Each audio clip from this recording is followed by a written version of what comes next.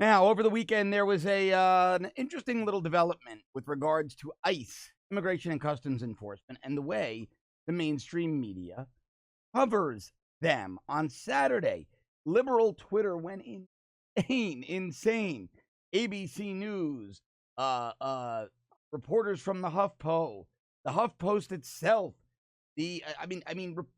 reporters and producers and media people, major verified accounts across the left, all told the story of heartless, cruel ICE agents detaining an illegal immigrant in California, San Bernardino County, actually, San Bernardino, when all he was doing was driving his pregnant wife to the hospital because she was in labor.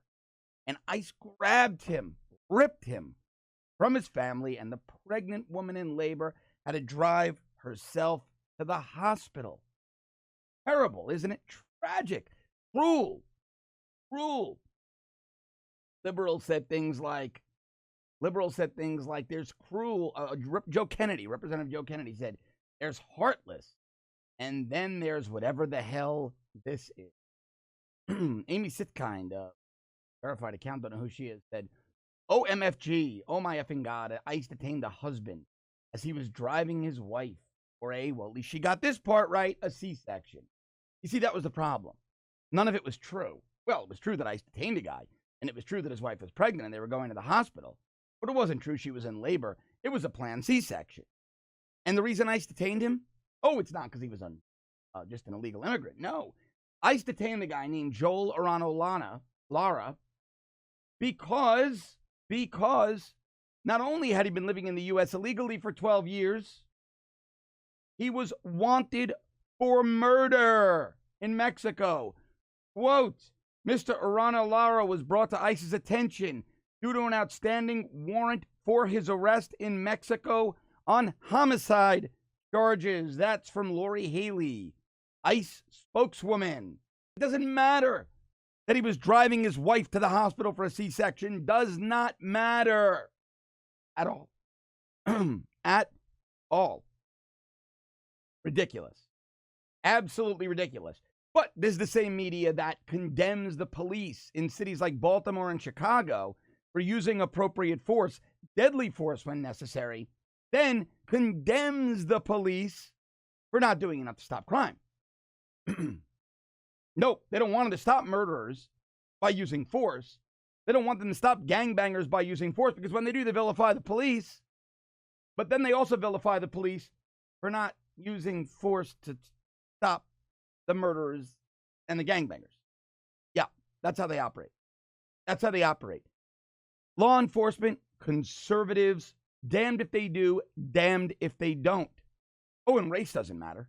Doesn't matter if you're a white male conservative, because if you're a black woman who comes out as conservative, you're attacked just as viciously, maybe even more so. You're a traitor. You were always supposed to be a liberal.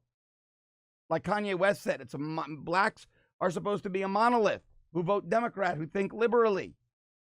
But this is a new low for the mainstream media. This one is a new low. The man is he's wanted on homicide charges in Mexico. Could very well be part of a cartel. Could have been a drug murder. We don't know.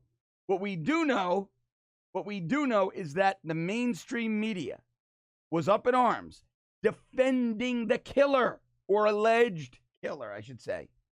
Defending the alleged murderer.